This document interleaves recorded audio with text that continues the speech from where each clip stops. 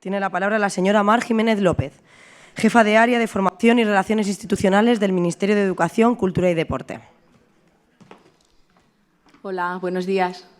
En primer lugar, quiero aprovechar que estoy aquí y puedo hablar con todos vosotros para agradecer al Gobierno de las Islas Baleares y sobre todo a Rafael y a todo su equipo el trabajo que han hecho para que todos podamos estar aquí disfrutando de este congreso y de esta ciudad.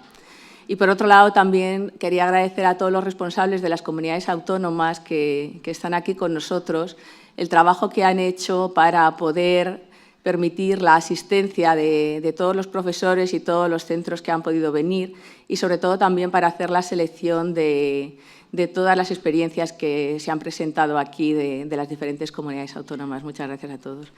Y lo último, pues ayer fue un día muy largo, pero yo creo que pudimos disfrutar de un montón de experiencias de profesores y de centros que nos demostraron cómo la escuela es una compensadora, es una gran compensadora de desigualdades y que los profesores están haciendo un gran trabajo en sus centros por permitir que todos los niños, que todo el alumnado que vienen de otros países, de otras culturas y con otras lenguas, pues puedan integrarse en nuestra sociedad. Así que yo creo que ayer fue una muestra del trabajo que se está haciendo en las escuelas.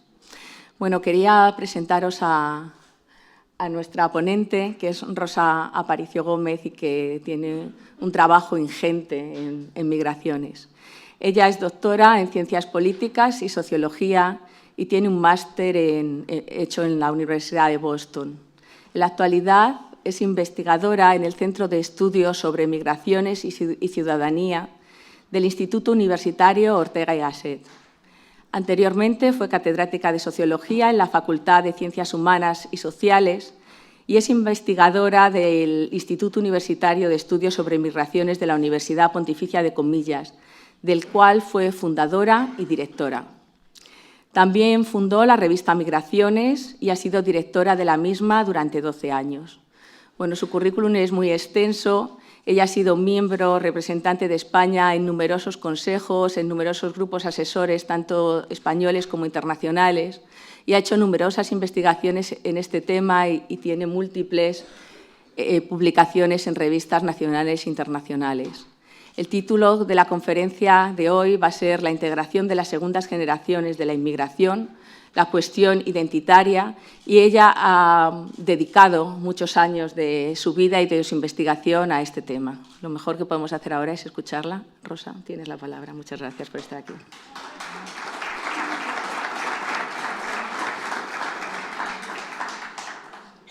Muchísimas gracias, Mar, por esa introducción y también gracias al Gobierno de Baleares por esta oportunidad de poderme dirigir a ustedes aquí y de presentarles algo de lo que investigo.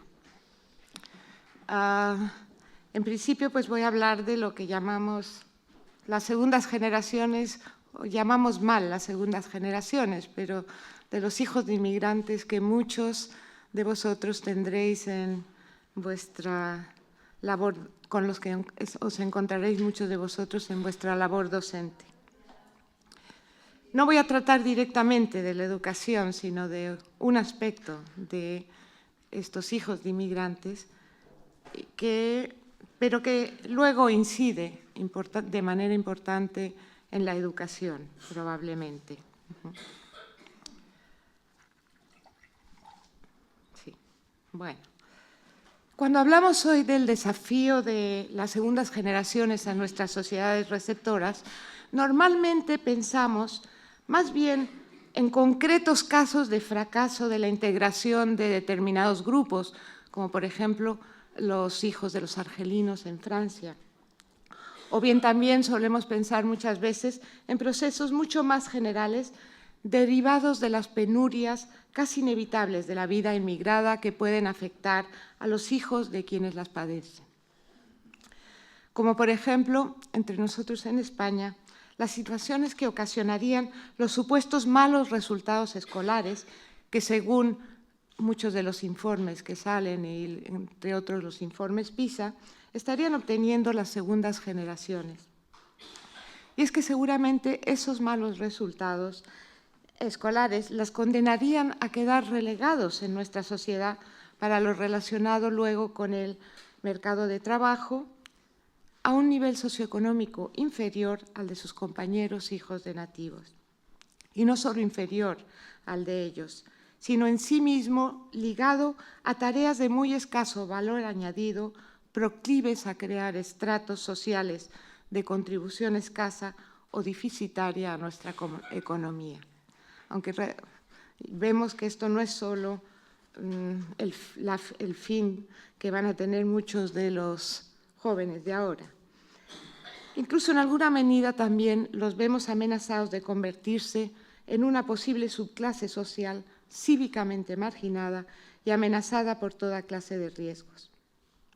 Efectivamente, entonces, los malos rendimientos escolares de las segundas generaciones constituirían un peligroso desafío para nuestra sociedad y por eso no es extraño que últimamente se esté hablando con frecuencia de ellos, entendiendo, por supuesto, que el desafío sería tanto político como intelectual. Político, porque apelaría a respuestas eficaces del Estado y de las instituciones escolares, e intelectual, porque exigiría un diagnóstico más preciso de lo que ocurre y de lo que puede hacerse para enderezar las situaciones que ocasionarían esos malos resultados de los hijos de los inmigrados. Pero todos sabemos de sobra que las segundas generaciones de nuestra inmigración nos plantean también otros desafíos, además del representado por las dificultades de aprendizaje que puede ocasionarles el precario enraizamiento de sus padres en los ambientes en que han tomado forma nuestros colegios. Y que por eso mismo, espero que puedan perdonarme, que ahora trate yo aquí de otro desafío que el concerniente a sus logros en los estudios, aunque ello pueda resultar un tanto inesperado en el contexto de este Congreso. Y he preferido no tratar de ese desafío educativo por diversas razones. Dos motivos principalmente me han llevado a ello. El primero, porque acerca de él tenemos ya excelentes estudios que en cierta medida lo desmitifican, mostrando que los resultados de los hijos de los inmigrados no son peores que los de los hijos de nativos si se controla la variable socioeconómica de sus familias. A eso puedo remitiros a varios estudios que lo muestran, ¿no? Y segundo motivo, porque entre los temas sobre los que últimamente estoy trabajando, pues me están resultando más particularmente sugerentes las discusiones relativas a su integración identitaria. Parto, pues, de la base de que entonces también la integración identitaria de los hijos de inmigrantes puede significar un reto para nuestra sociedad, como se viene reconociendo desde los años 90 en la Unión Europea, al concentrar lo relativo a la integración de las migraciones en los 4 parámetros clásicos de lo estructural, lo cultural, lo identitario y lo social. Conocen ustedes sobradamente, como también en los Estados Unidos y Canadá, no ha dejado de preocupar el mantenimiento o no mantenimiento por los hijos de los inmigrados de las identidades étnicas de sus padres, por cuanto éstas pudieran impedirles el acceso no discriminado a su interacción social de adultos. El reto identitario se concebía entonces, como lo ha formulado de una manera especialmente clara un académico canadiense, a partir del supuesto, no digo el nombre porque no sé pronunciarlo, a partir del supuesto de que las identidades de un sujeto, en este caso la identidad nacional de sus padres, implicarían su inclusión en un determinado grupo o colectivo en el que no se incluyen los ajenos a él y, por tanto, exclusión de estos otros, llevando consigo entonces la identidad nacional para los identificados con el respectivo colectivo, elementos de autoconcepción de sí mismos, de vinculación emocional con dicho colectivo, de responsabilización en lo relativo a él y de solidaridad con sus miembros, a la vez que falta la vinculación con el resto de la sociedad en que crecen y falta de responsabilización y solidaridad para con sus intereses. Pero saben ustedes también cómo últimamente se ha puesto de muchas formas en cuestión este enfoque, desde un punto de vista ideológico, por el avance del multiculturalismo, que ha querido insistir en que el mantenimiento de las identidades culturales de origen en las familias inmigradas no es una deficiencia de la integración, sino un enriquecimiento de las sociedades receptoras y hasta un derecho legítimo de las poblaciones advenidas. Y desde un punto de vista teórico-metodológico, por el hecho de que las identidades que actualmente aparecen en los estudios de campo raras veces son exclusivas, de modo que en España, por ejemplo, un marroquí de segunda generación puede en unos contextos identificarse con el colectivo marroquí y en otros no identificarse con él, sino con los españoles de sus grupos de pares. O sea, que las identidades de que generalmente tratamos en los estudios sobre inmigrantes, como se ha argumentado más explícitamente desde la Fundación Marc por Cuo y Margalit, podrían variar en función de los contextos desde los que se hacen presentes o se manifiestan. Hasta el punto de que, como lo han expresado unos autores canadienses de manera más gráfica, en cuestión de identidades, todos hoy seríamos camaleones. Se volvería con ello irrelevante el cuestionamiento de si las segundas generaciones mantienen o no mantienen la identidad de sus progenitores. Sobre todo, si además se tienen en cuenta las tendencias teóricas que personifica, por ejemplo, Humberto Beck, según las cuales la integración cívicamente bien lograda de los inmigrantes o de sus hijos no implica hoy en día compromisos ningunos ligados a sus pertenencias identitarias, porque en nuestras sociedades superdiversas la interacción se produciría con escasa o nula implicación de la identidad personal de los sujetos. Se produciría más bien obedeciendo simplemente a convencionalismos ocasionales, mecánica y superficialmente reproducidos. Parecería pues, todo esto considerado, que actualmente en las trayectorias de integración de los hijos de los inmigrantes o bien no existe un desafío identitario o, en todo caso, necesitaríamos identificarlo mediante instrumentos teóricos y metodológicos más refinados que los comúnmente utilizados. Personalmente pienso que tendría su interés cuando nos ocupamos de analizar y optimizar la integración de las segundas generaciones. Que tendría su interés esta segunda postura de no resignarnos a dejar de lado la temática de sus identidades.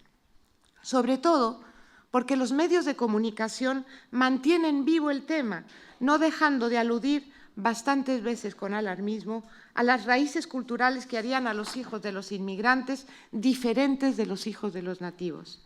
También porque, como han mostrado otros, como Portes, por ejemplo, la identidad, aunque como una variable blanda, se relaciona con alteraciones en varios otros indicadores del proceder de los hijos de inmigrados. Y todo ello en un contexto sociológico como el nuestro, en que tan gran eco ha encontrado la difusión de ideas como las de Beck sobre la importancia adquirida por los procesos de individualización en nuestras sociedades de riesgo. Una individualización del proceder de cada uno basada en saber quiénes somos y con quién tratamos, sin la cual nos perderíamos o nos hundiríamos.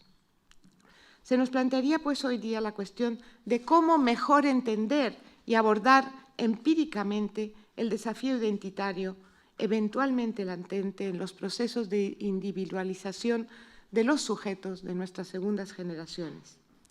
A ello voy a referirme de inmediato, para después resumir los resultados de una elemental puesta en práctica de este intento de nueva comprensión, releyendo la información obtenida en 2011 en un estudio cualitativo realizado en Madrid sobre la integración de las segundas generaciones. Es decir, que primero voy a dar el marco teórico con el cual leo luego los resultados de este estudio.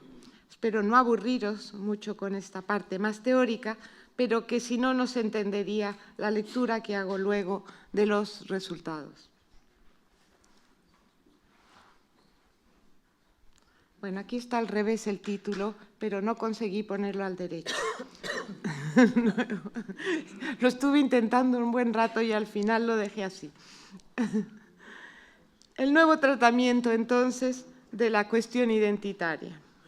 Tal vez la dificultad primera que nos sale al paso cuando queremos indagar sobre lo que puede tener de individualización la eventual retención por miembros de las segundas generaciones de la identidad nacional de sus padres, es la discutida fiabilidad de los datos que sobre ello nos ofrecen los propios sujetos, al menos en las investigaciones estándar. Y es que en ellas, efectivamente, existe ese riesgo de ausencia de fiabilidad cuando la indagación intenta realizarse preguntando directamente a los sujetos, como es lo más común, si se sienten españoles o de la nacionalidad de sus padres. Pues de hecho, así tomadas las cosas, la respuesta que darán los encuestados a esa pregunta va a ser en exceso dependiente del contexto real e imaginario en que se sitúen, y no sabemos si luego podrá homologarse con otras respuestas dadas a la misma pregunta. El análisis de la cuestión que han publicado Kuo y Margalit, al que antes hice referencia, creo que deja la cosa suficientemente claro.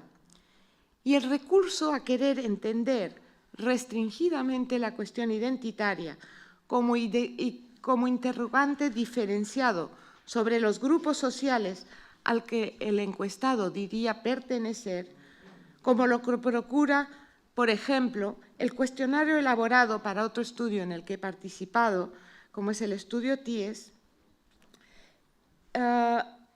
Esta manera de medir la integración de los marroquíes en diversas ciudades de Europa no parece salvar la dificultad. Y es que el análisis de las respuestas, en ese caso, parece remitir más bien a la integración social que a la integración identitaria de las segundas generaciones. Pero otro enfoque la salvaría, y es el indagar no directamente sobre identidades, sino sobre negociaciones de identidad. El concepto de estas es claro en los estudios sobre interacción en la vida cotidiana, y al comportar estas negociaciones de identidad una particular atención a los contextos en que tienen lugar, hacen posible tener en cuenta y neutralizar la variación contextual de los comportamientos y referencias identitarias de los sujetos. Volveré sobre ello al analizar el estudio. Pero dando un paso más, me parece de interés utilizar para la exploración de la identidad de las segundas generaciones el concepto de capital identitario, que ha desarrollado un autor también canadiense, James Coté. El mismo término, capital identitario, nos orienta ya sobre la conexión con las concepciones de Bourdieu. Bueno, no sé si a todos os suena, pero a cualquier sociólogo le sonaría. Concepciones de Bourdieu que se quiere mantener mediante su uso. Porque el capital identitario, como afín al capital social de que habla este autor, consistiría en el conjunto de recursos no dinerarios que podemos y solemos usar para optimizar nuestras autopresentaciones al relacionarnos con otros.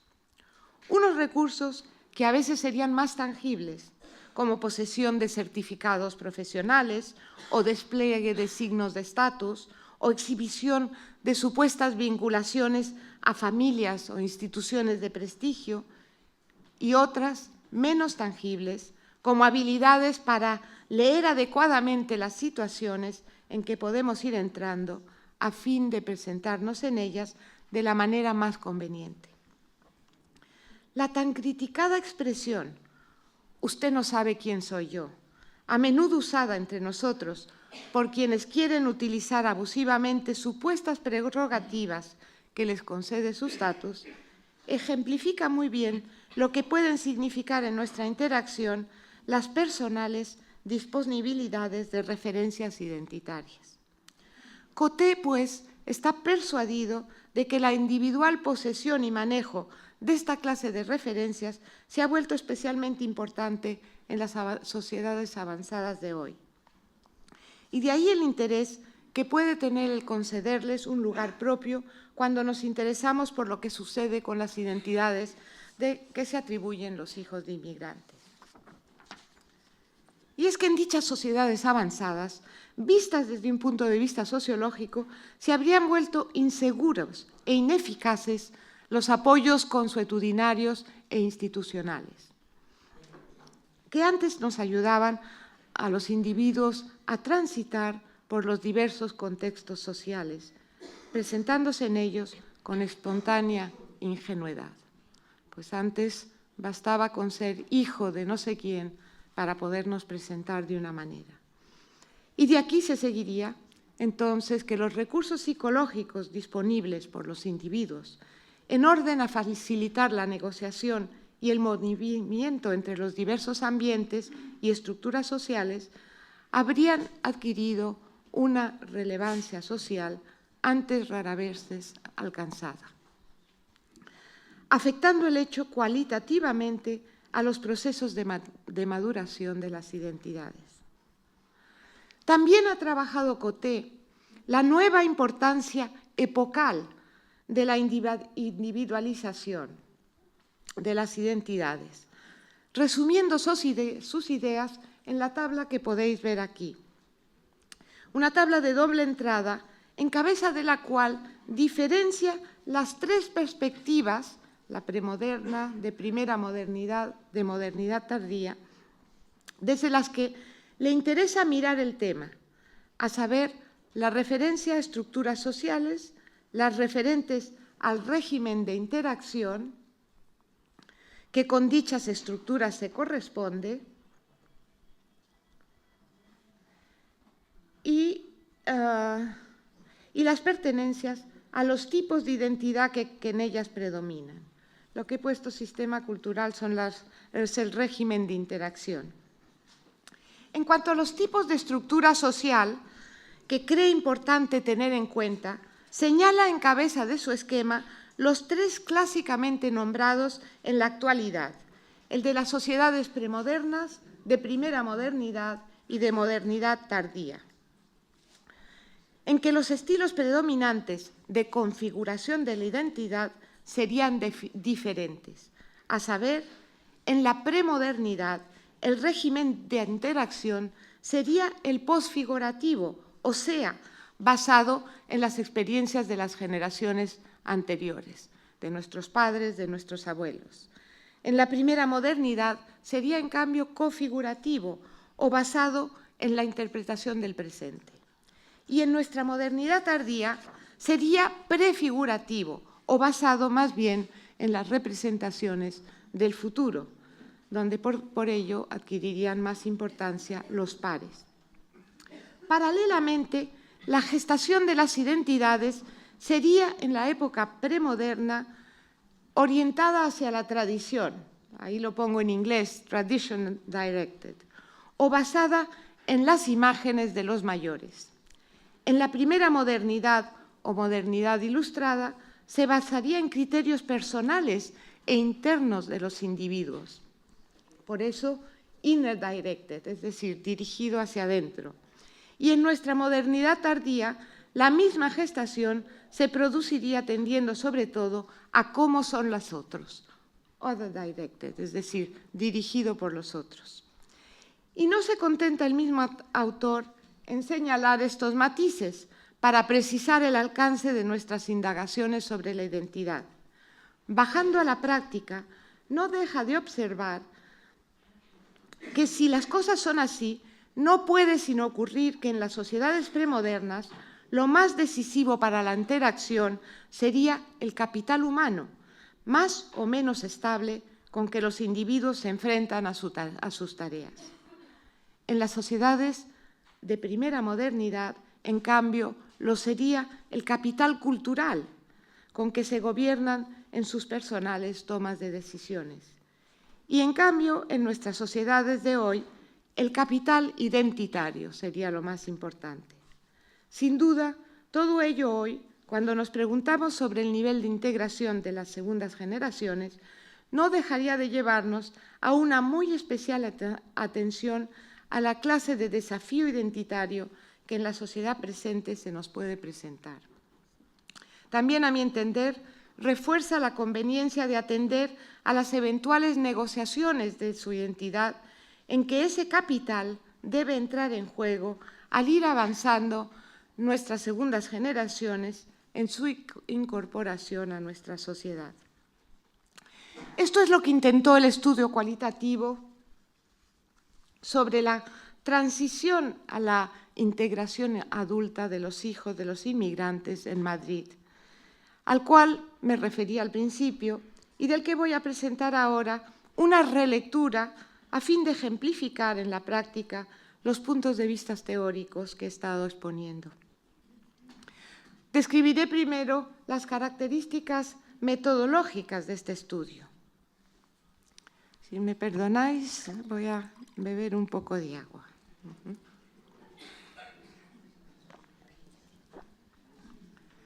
Una de las primeras características metodológicas que debe mencionarse de entrada es que el estudio se propuso como objetivo específico el estudiar en Madrid la integración identitaria en su transición a la adultez de los pertenecientes a la segunda generación, por tanto, ni de los niños ni tanto de los adolescentes. Es que el que el estudio se localizara en Madrid no obedeció a razones especiales ningunas, sino a conveniencias y principalmente presupuestarias. Aunque por lo demás pensábamos contar con que, dado el muy alto número y variedad de orígenes de los sujetos de segunda generación localizables en Madrid, sería probable que en el trabajo aparecerían suficientemente las características básicas de la integración identitaria estudiada. Pero más aclaración requiere el que el estudio quisiera ocuparse específicamente de la integración identitaria adulta de la segunda generación y no de la que antes de la adultez ya va produciéndose en los hijos de los inmigrantes. Pues bien, este propósito se concibió por la razón obvia de que las identidades cuya inserción en nuestra sociedad más realmente nos interesa no son la de los niños o adolescentes, que todavía están en fase de elaboración y evolución y, por tanto, no alcanzan aún a representar un modo de ciudadanía durablemente llamado a tener vida propia en nuestra sociedad. Al contrario que las identidades que estoy queriendo llamar adultas o de personas en cierta medida autónomas, aptas para constituir social y políticamente una nueva generación en el sentido sociológico y no biológico que quiso dar Ortega y Gasset al término generación. O sea, ser un sector poblacional apto para constituir una novedad en el funcionamiento de nuestra estructura social, no solo un desafío para el acierto intelectual de los estudiosos implicados en la explicación y búsqueda de solución para la cosa. Fijamos entonces el universo de nuestro estudio en el entorno de aquellos hijos de nuestros inmigrantes que ya empezaban a ser autónomos y a constituir, por tanto, una generación sociológica incipientemente independizada de sus medios familiares. En concreto, en el entorno de los hijos de migrantes que hubieran podido terminar ya sus estudios obligatorios y estuvieran ya en trance de ocupar un lugar propio en nuestros mundos del trabajo o de la especialización universitaria. Y de intento, nuestro estudio optó por restringir aún más ese entorno, limitándolo al de los hijos de marroquíes, peruanos, dominicanos y ecuatorianos, porque siendo estos cuatro colectivos los de segundas generaciones en esa edad más numerosa, tendrían consecuentemente mayores probabilidades de haber desarrollado ideas compartidas acerca de la incorporación de sus identidades al mundo adulto español. Y, en fin, considerando que las autoidentificaciones de los individuos constituyen para estos una manera de ubicarse en relación con un sistema social, lo que pretenderíamos básicamente de las entrevistas mediante las que recogimos la información era explorar los sistemas o entornos sociales en que aspiran a ubicarse en nuestra sociedad adulta los hijos de inmigrantes que están en trance de incorporarse a ella. Si reafirmando su adscripción a los entornos indicados por las identidades nacionales del país de origen de sus padres, o si, dejando en la sombra su posible identidad étnica, se autoidentificarían en función de sus proyectos de vida o de su asimilación a la cultura española o de sus logros en el estudio o en los deportes o en otras cosas parecidas. En resumen, haríamos un estudio en alguna medida parecido a los muchos que se han publicado sobre las identidades étnicas de los hijos de los inmigrantes, pero también en alguna medida diferente de esos estudios. Parecido porque intentaríamos conocer qué identidad nacional estarían queriendo asumir y qué relevancia dan a esta para organizar su vida, pero distinto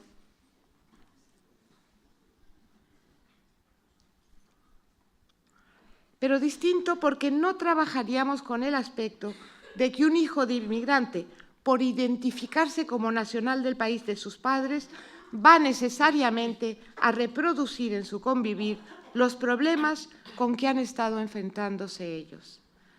Distinto también porque no solo nos interesaríamos por las identidades nacionales, porque tampoco concebiríamos de entrada las identidades como adscripciones de los sujetos fijas y estables a unas determinadas fijaciones en nuestro sistema social.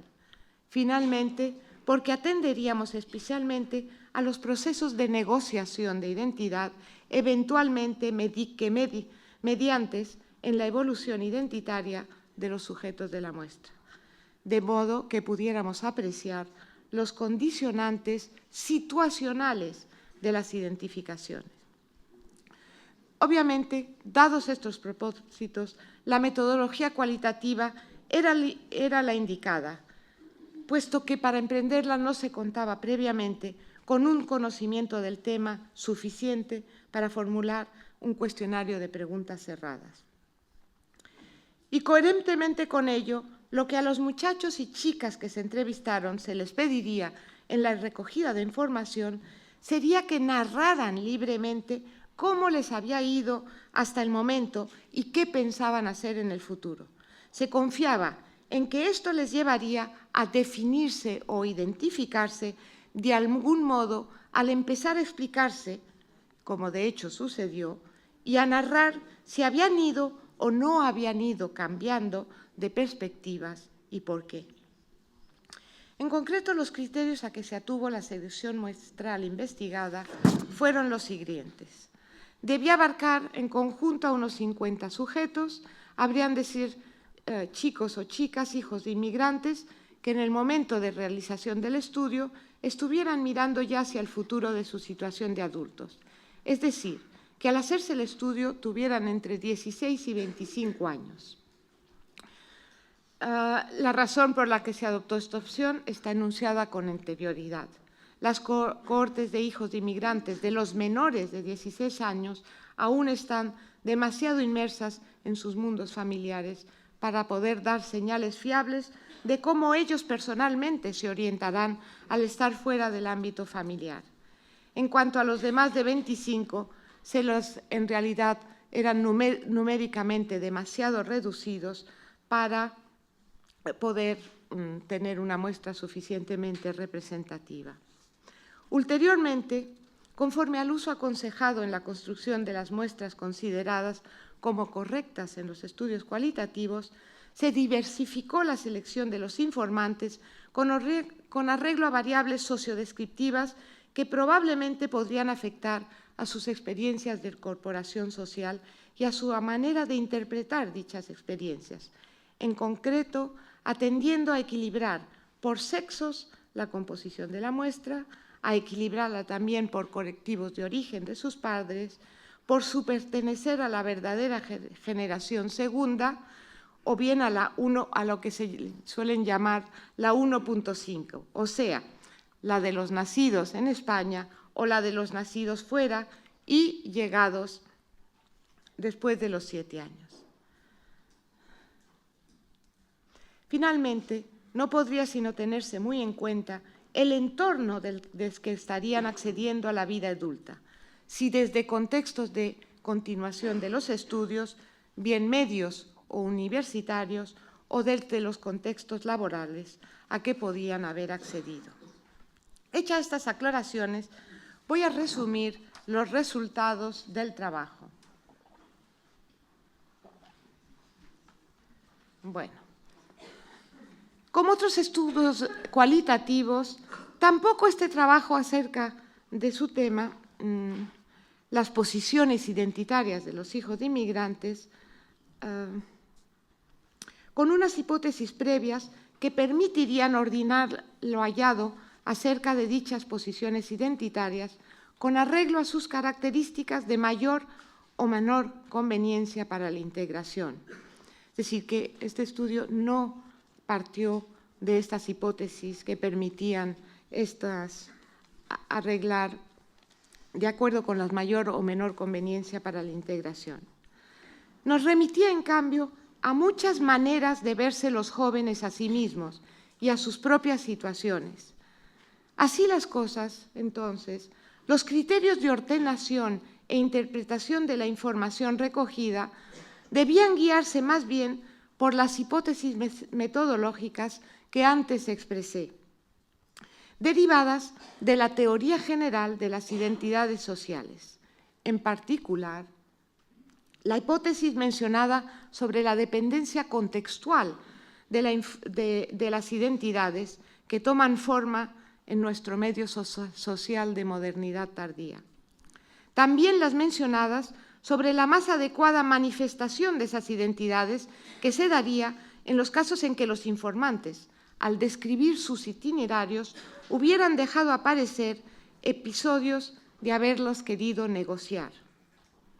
Y, por último, las relacionadas con las específicas perspectivas que adquiriría la evolución identitaria de los hijos de inmigrantes en la etapa en que pueden plantearse su emancipación de los entornos familiares.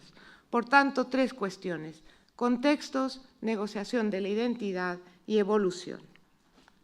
En cuanto a la contextualización de las identidades, recordando que éstas constituyen para los individuos una manera de ubicarse en relación con algún sistema social que especialmente les importa, lo primero que en términos generales aparece, como era de esperar, es que el primer sistema social con respecto al que se posicionarían identitariamente los hijos de los inmigrantes cuando empiezan a atribuirse una identidad propia, es decir, en la etapa de sus estudios medios, sería el de las naciones de las que provienen sus padres. Y así, es decir, que al principio sí que asumirían una identidad étnica. Y así, prácticamente todos los entrevistados, al narrar las experiencias por ellos vividos en esa etapa de sus estudios medios, no dejan de mencionar que se les atribuían por compañeros y profesores, y ellos mismos se atribuían la identidad nacional del colectivo de sus padres. Por sus compañeros, porque fuera de las clases parece haber sido uso normal en Madrid el que en los recreos los alumnos se juntaran separadamente por nacionalidades. Y por los profesores, porque así en muchos casos lo hacen notar los alumnos. Pero es importante notar que esta identificación profesoral de los alumnos, según nacionalidades, no siempre es aceptada bien por los hijos de inmigrantes. A propósito de ello, Es paradigmática la apreciación de una joven marroquí, actualmente estudiante de antropología en la Universidad Complutense de Madrid, sobre el carácter discriminatorio que percibía en esta diferenciación profesional de los alumnos según nacionalidades. Su parecer lo expresó así, y cito literalmente: ¿qué significa ser discriminada? Pues que te hagan sentir todo el rato que eres diferente, o sea, porque los profesores, la manera que tienen de explicar o de dirigirse a ti, siempre hacen de una forma u otra que te sientas diferente, que no te sientas como los demás. Por ejemplo, recuerdo el comentario de un profesor que empezaba a hablar de que había empezado el Ramadán y me mira a mí y me dice: ¿no te vas a poner a rezar? ¿Me lo dices a mí? ¿Por qué?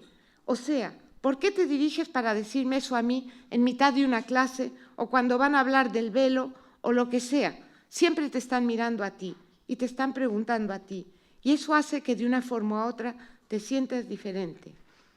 ¿Por qué me tienen que preguntar a mí esto y no al compañero blanco de al lado? ¿Por qué me preguntas a mí?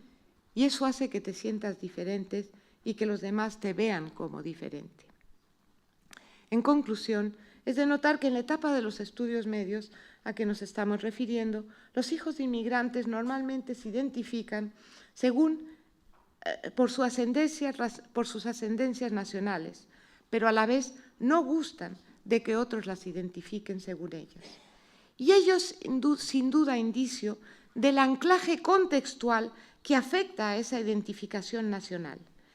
Entre los que la comparten, es decir, cuando están con sus compañeros, resulta ser un valor positivo del capital identitario que poseen. Pero cara a los no connacionales, empieza ya a percibirse como un factor potencialmente negativo para su desempeño personal.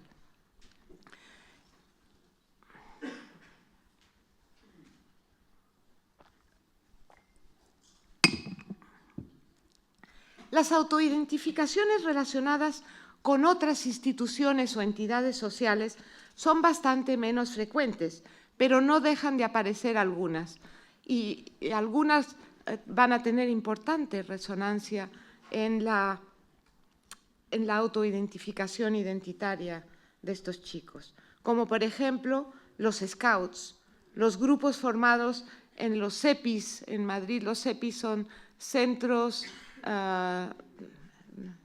no me acuerdo exactamente cuáles son las siglas, pero son centros de atención a los inmigrantes, equipos de fútbol o también los equipos de baloncesto. Todos ellos adquieren mucha importancia identitaria, pero no tanta como la identidad nacional en esa etapa. Ahora bien, esta situación cambiaría totalmente cuando la conversación de los entrevistados pasa de referirse a sus recuerdos de adolescentes a tomar perspectivas de futuro y a explicar en alguna medida sus proyectos de adulto.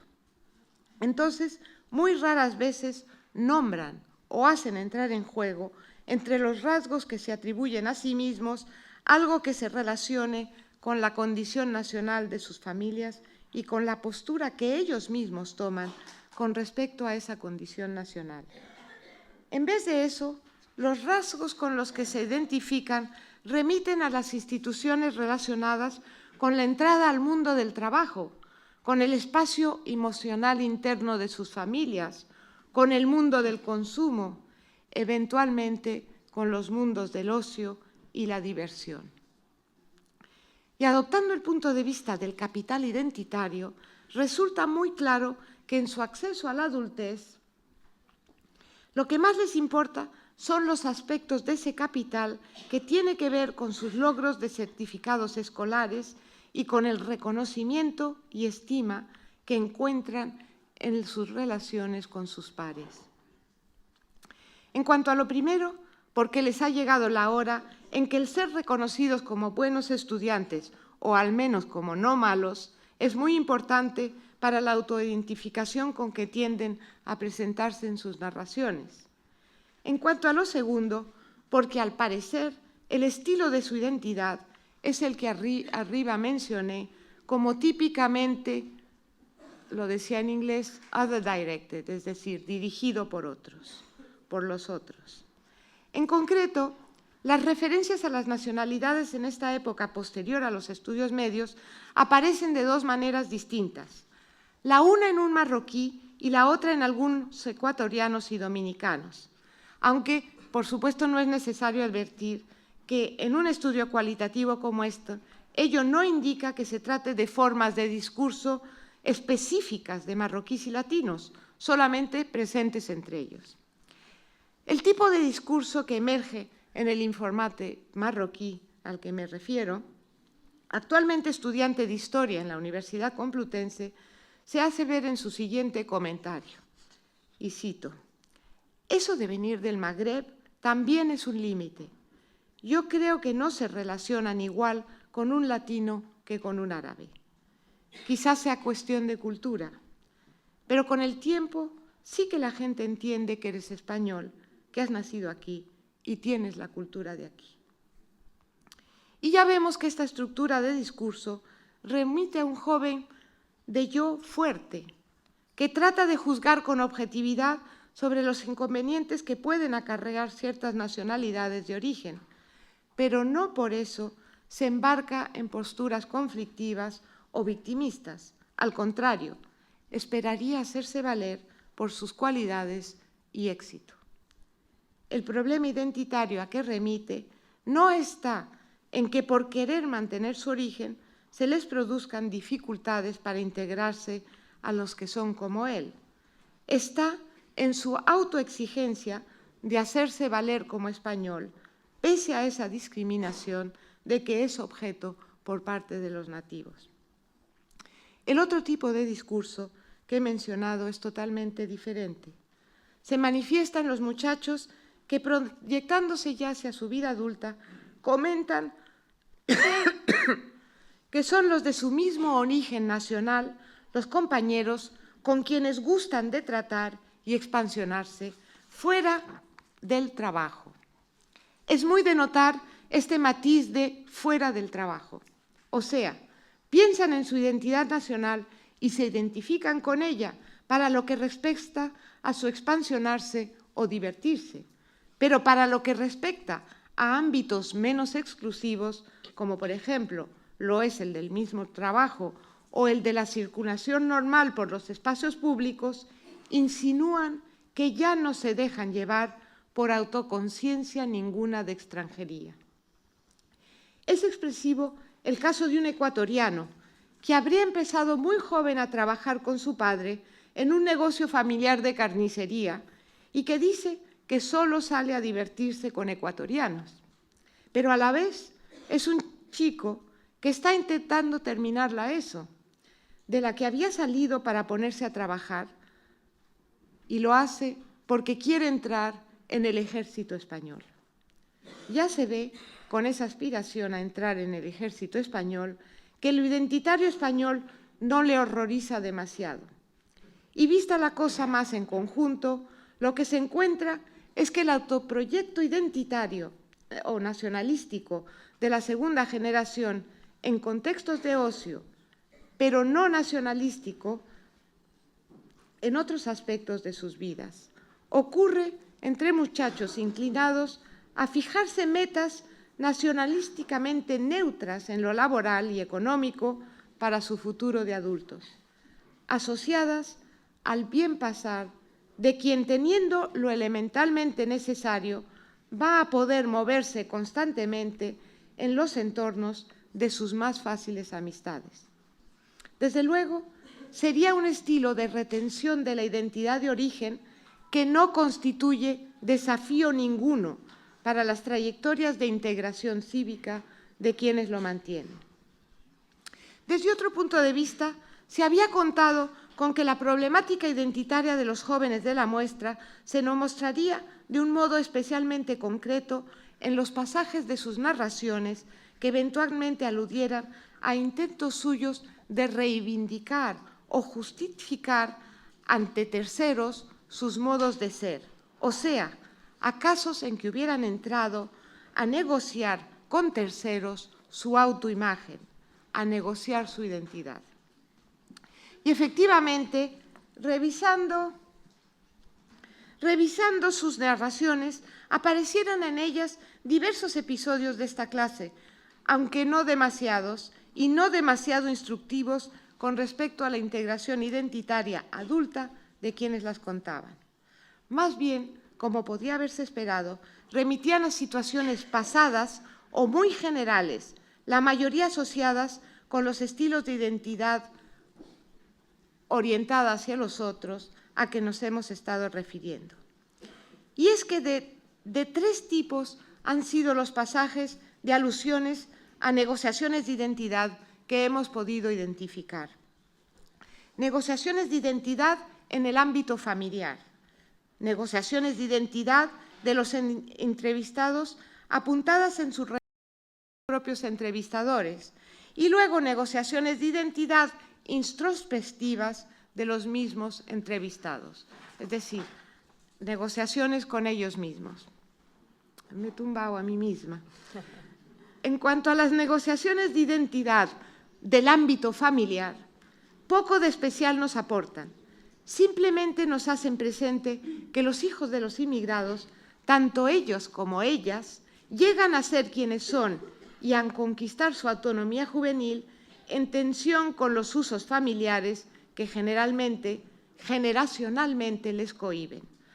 Bueno, eso casi como cualquier adolescente o joven.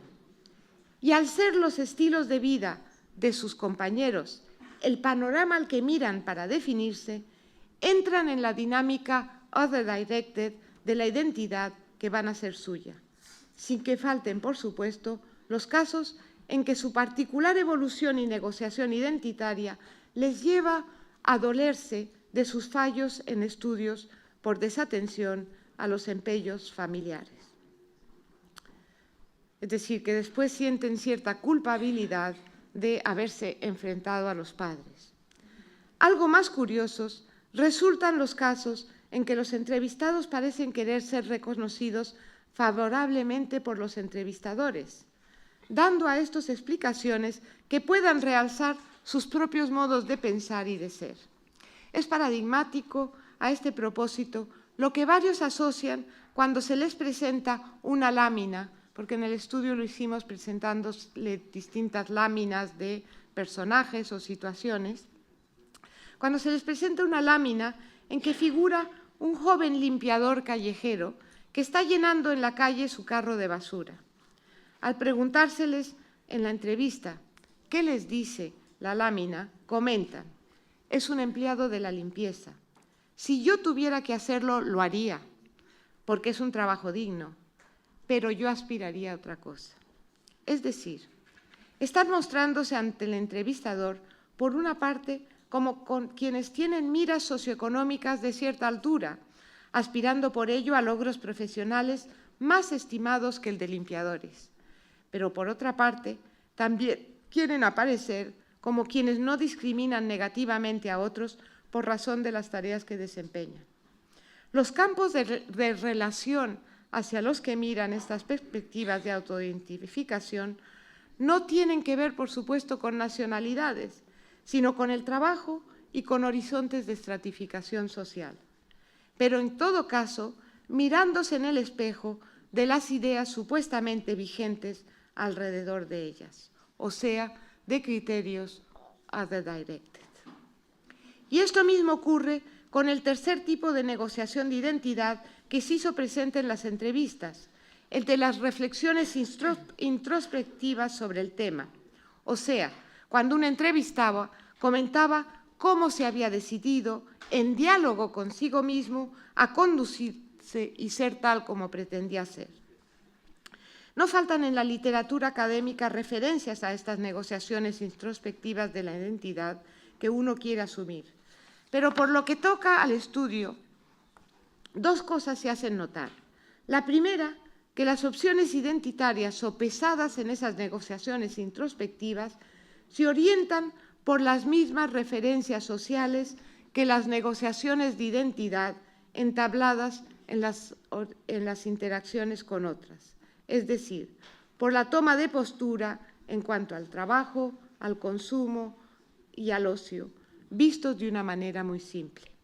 Y la segunda, que esas referencias, en los casos que salieron a la luz en el estudio, solo tocaron la temática de las pertenencias nacionales cuando explicaban cómo y por qué habían estado escogiendo para sus expansiones y diversión a compañeros de sus mismos orígenes nacionales. Un detalle al que ya me referí antes. No nos dio más de sí el examen de las negociaciones de identidad, al que en el segundo paso de mi exposición había querido referirme.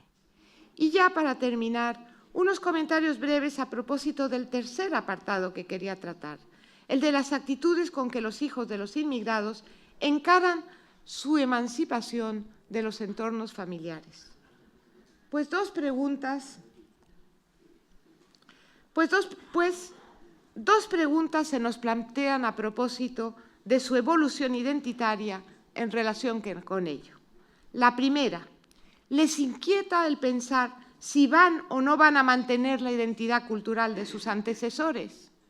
Y la segunda, cuando entonces miran a su futuro, ¿les inquieta la posibilidad de que su condición de hijos de inmigrantes les cree obstáculos en los caminos que desearían tomar? Lo reflejado en sus narraciones a propósito de la primera pregunta fue negativo, o sea, en sus aclaraciones sobre cómo veían su futuro, no apareció ni la más mínima alusión a dudas o propósitos relativos al mantenimiento de sus tradiciones paternas o de ser agentes de multiculturalidad. Y en las jóvenes marroquíes sí que aparecía lo contrario, es decir, su voluntad de no seguir siendo como las mujeres de su país, a su juicio, muy atadas a la preocupación por tener pronto un marido e hijos y por dedicarse a ellos. También fue negativo el resultado de la búsqueda relativa a la segunda cuestión, la de si mirando hacia su futuro les inquietaba la posibilidad de ser negativamente discriminados por su ascendencia foránea. Solo apareció una excepción, a la que ya me he referido antes, la del marroquí, según el cual no se les trataría a ellos como a los latinoamericanos. Pero incluso él dice, quizás sea cuestión de cultura, pero con el tiempo sí que la gente entiende que eres español, que has nacido aquí y tienes la cultura de aquí. En lo relativo a esta cuestión de si al mirar a su futuro les inquietaba la discriminación de que podrían ser objeto por causa de la nacionalidad de sus padres, diferenciamos, para mayor precisión, entre lo que expresaban los que seguían estudios universitarios, los que ya estaban trabajando o en paro, y los que por alguna razón continuaban aún cursando estudios medios. Y lo que apareció en los dos primeros grupos, el de universitarios y el de los que trabajaban, no fue solo que no les preocupaba la discriminación, sino además que en los concretos contextos de su entrar en la vida adulta, los de sus relaciones con sus profesores, compañeros o jefes, se les había cogido sin dar la menor muestra de verles como a distintos de los hijos de nativos. La mayoría dejan caer simplemente esta apreciación, aunque no faltan casos en que más bien la exageran, como si hubieran esperado lo contrario. Dice un peruano sobre el trato que le han dado al entrar a trabajar en un taller mecánico. Pues súper bien, vamos. Yo soy el niño de ahí, vamos. Me tratan súper guay. O sea, desde que llegué me metí en la empresa. La primera que conocí fue una persona súper, no sé cómo decirlo. Era muy recta, muy fría y tal, ¿sabes? Pero no sé. Cuando me pusieron con él a trabajar y tal, como que se abrió, se rompió el hielo y tal, y súper majete. Ahora es mi mejor amigo, vamos, mi oficial, mi amigo. Cuando estoy con él me siento súper bien. Y cuando estoy con otro amigo también. Me tratan súper bien. En la empresa donde estoy, vamos. Me llevo súper bien con todos ahí. Bueno, como ves, su vocabulario es muy extenso. En resumen, durante la etapa de sus estudios medios, los muchachos y chicas de segundas generaciones suelen empezar por agruparse con los compañeros cuyos padres tienen una misma nacionalidad de origen. Y esa nacionalidad de origen de los respectivos padres marca la identidad que ellos mismos se atribuyen, ubicándose, aunque bastante abstractamente, con relación al sistema social de las nacionalidades.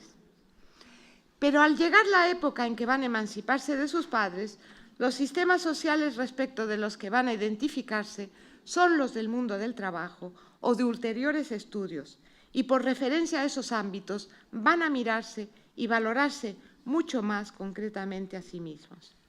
Entonces, en su autodefinirse ante los demás, va a pasar a segundo plano lo que miraba hacia la nacionalidad de sus padres. Van a estar en primer plano sus logros escolares, sus habilidades técnicas, lo atractivo o desangelado de su trato, la consistencia de su yo, y hacia ello habrán ido evolucionando en las relaciones más logradas con sus grupos de pares, de unas y otras procedencias nacionales, así como también en sus ocasionales encuentros con instituciones distintas de las de sus colegios. El cambio de referencias identitarias que entonces aparece cuando se ven abocados a autodefinirse con respecto a los espacios de su vida de adultos, casi nunca se refleja en sus narraciones como conscientemente operado y orientado por negociaciones de identidad introspectivas o no introspectivas, ocurridas estas segundas en eventuales reflexiones de fondo mantenidos con personas de su confianza. El hecho es que, si hasta ahora, en su presentarse o describirse a sí mismos, predominaban las incidencias de su vida familiar y de su condición de alumnos marcadas por el origen nacional de sus padres, ahora va a predominar la mirada hacia su futuro laboral y económico marcada por sus personales habilidades.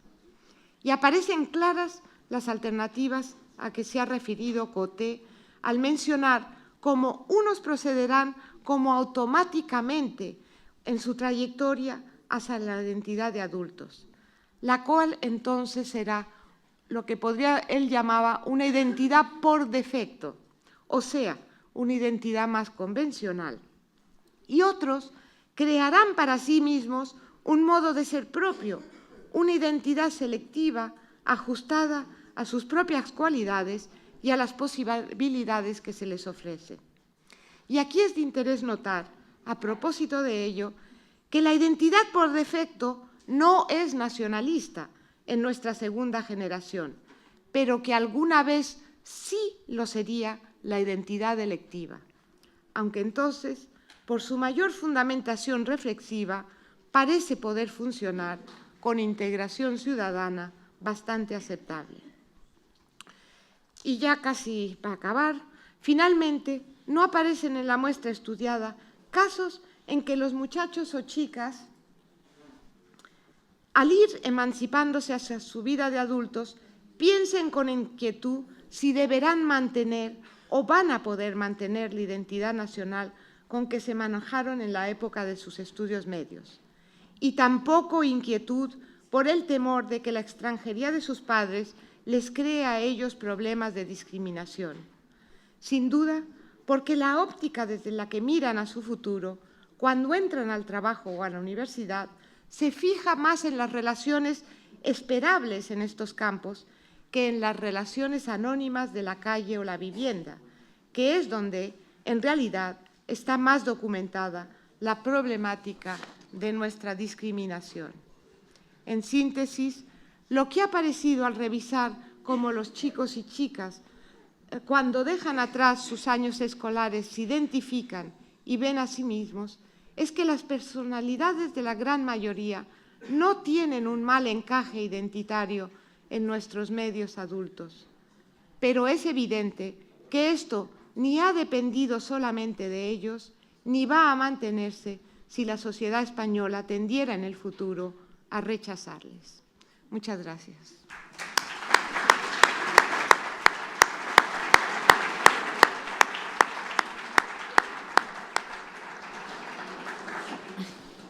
Gracias, Rosa, gracias por presentarnos este estudio de cómo se sienten y cómo se identifican los alumnos y las alumnas cuando salen de nuestras escuelas y de nuestros institutos. Hay unos minutos para algunas preguntas, así que si alguno está interesado en preguntar algo a Rosa, por ahí veo ya alguna mano. No sé si están los micrófonos para pasarlos. ¿Por aquí? Probablemente ¿Aquí? los he agotado.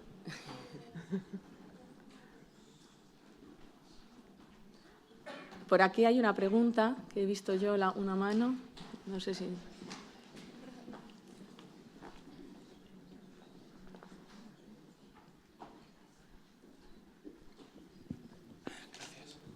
Bueno, yo soy Rafael, vengo de Ceuta y me ha parecido muy interesante su exposición y yo le quería hacer una pregunta, a ver si se lo explico bien.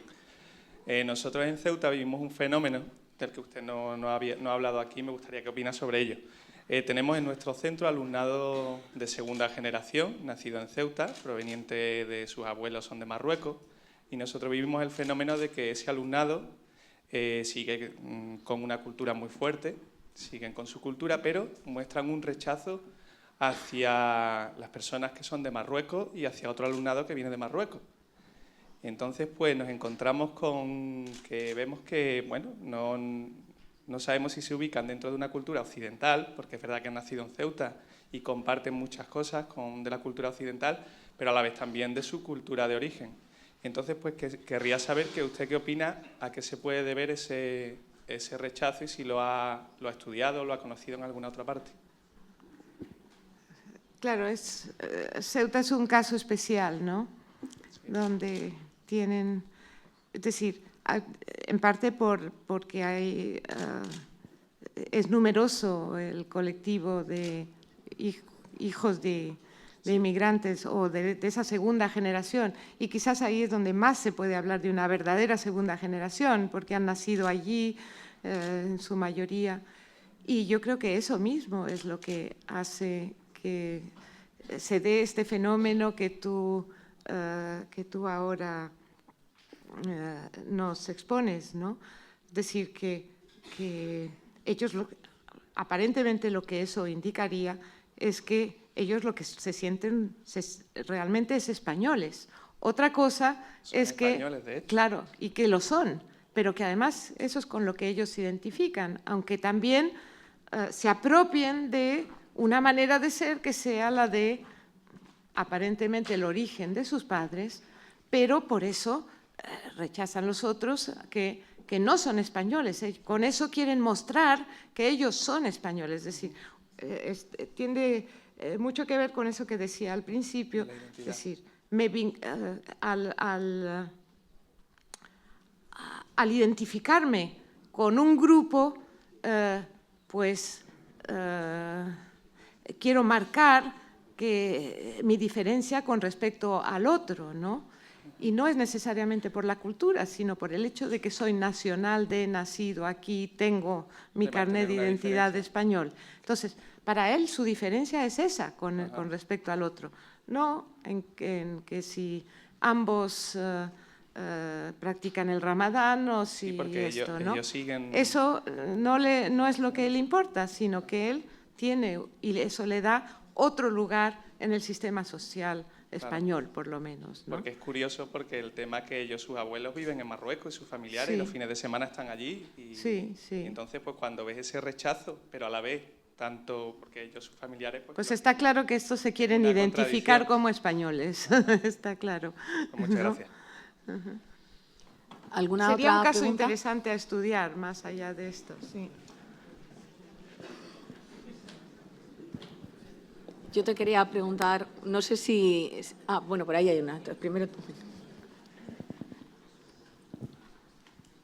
Hola, buenos días.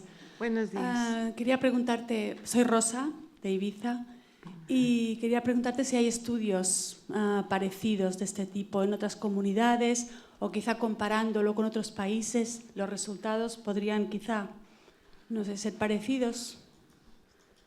Extrapolar los resultados quizá a otros lugares. Vamos a ver, hay estudios hechos en España, pequeños estudios cualitativos, en parte del estilo de ¿no? Lo que pasa es que a veces siguen una metodología muy distinta y utilizan un marco de interpretación también distinto, por lo que decía al principio, ¿no? Entonces, están más orientados a preguntar directamente, a que el otro se exprese sobre si es o no nacional, o se siente o no de una nacionalidad o de otra, y todo eso. Entonces, lo que tienden a expresar en esos casos a veces no es lo mismo, ¿no? Aquí nunca les hemos preguntado en este estudio directamente si se sienten españoles o no, sino lo que hemos querido ver es a través de su manera de explicarse de cómo se encuentran en su mundo o cómo se proyectan hacia el futuro, cómo ellos mismos se manifiestan y si en esa manifestación o despliegue de lo que ellos piensan que ellos son, surge lo de la identidad, ¿no? Entonces, los otros estudios tienden a preguntar más directamente. Y entonces, por eso también a veces se interpreta de distinta manera, ¿no? ¿Qué quiero decir con esto? Muchos estudios preguntan directamente, por ejemplo, ¿te sientes español o no? Yo misma lo he hecho en otro estudio cuantitativo que hago con un profesor en Estados Unidos. Entonces, ¿qué te aparece ahí? Que una gran proporción te dice que no se sienten españoles. Pero, claro, en un cuestionario cerrado no preguntas más. No saben realmente entonces qué significa esto, cuándo esto es relevante, si realmente es lo más importante en su constitución identitaria o no. Es decir, necesitas mucho más elementos, los contextuales que decíamos antes. Porque lo que pasa es eso, ¿no? Que esa identidad, pues puede que sí, te digan, no me siento español, pero que eso, en el fondo, aparece como relativamente o bastante irrelevante en su vida cotidiana y en cómo se van a insertar, ¿no? Por eso, sí hay estudios, pero se interpreta luego como de distinta manera. En parte porque se ha tendido a entender, y a veces por eso se hace esa pregunta de esa manera, que el decir que uno no se siente del país en el que uno está viviendo o incluso a lo mejor ha nacido porque es hijo de inmigrante, el decir eso significa que uno no se siente perteneciente a él y por tanto no integrado a él y por tanto que se autoexcluye de alguna manera de esa sociedad, ¿no? Lo que de alguna manera quería mostrar con este estudio es que eso no es así, ¿no? El que expresar eso no es necesariamente significativo de una autoexclusión de la sociedad, ¿no? Pero en muchos estudios ocurre eso, ¿no? No sé si con eso te he contestado. Sí, sí, gracias. ¿Alguna otra pregunta? Yo lo que te quería comentar antes es que no sé si las características del estudio lo permiten o algunos de los que tengas, pero como habíais hecho varias nacionalidades, ¿no? Peruanos, ecuatorianos, marroquíes y también chicos y chicas, si encontrabais alguna diferencia fundamental en alguno de los grupos, aparte de la pequeña indicación que has hecho acerca de las chicas marroquíes, Sí. ¿no? Como... En este estudio no, porque es una muestra relativamente pequeña, entonces no puedes decir que esto, que aquí cuando ocurre cualquiera de las manifestaciones, pues que esto es propio o específico de ese colectivo. No nos permite eso, un estudio cualitativo. En el estudio cuantitativo al que antes me estaba refiriendo, donde sí que hay una muestra muy grande, son 7.000 casos, es un estudio hecho en Madrid y Barcelona, y es representativo de todas las nacionalidades que están presentes en la escuela. En ese caso, pero en ese caso el estudio no está hecho con chicos que ya han pasado la escuela obligatoria, sino precisamente está hecho con chicos que están en la ESO, en segundo y tercero de ESO. Por tanto, están en otra etapa de la identidad, que eso también es lo que quería mostrar, ¿no? De alguna manera, la identidad evoluciona, es decir, y a los 14 años, pues todavía es algo muy poco configurado, ¿no?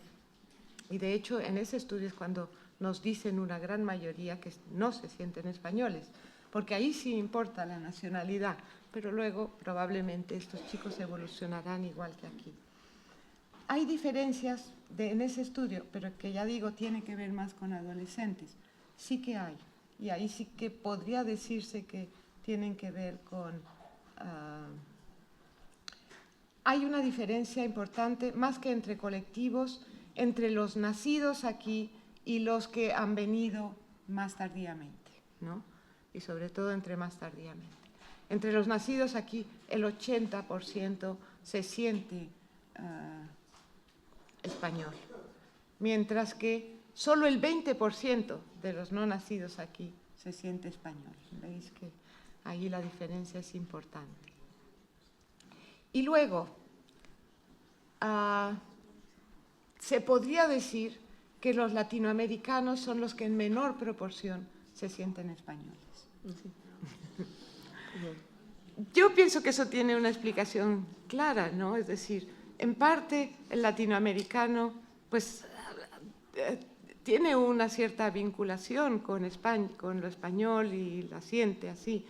Por tanto, no tiene por qué sentirse español.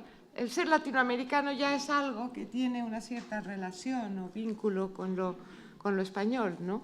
Por tanto, pues se puede uno seguir sintiendo de su propia nacionalidad. Pero bueno, esto es una interpretación, no lo sé, ¿no? Yo misma soy colombiana de origen, pero llevo tanto aquí que ya no sé qué soy. Pues no sé. Pues si no hay ninguna pregunta más, vamos a cerrar y pasamos al café. Muchas gracias.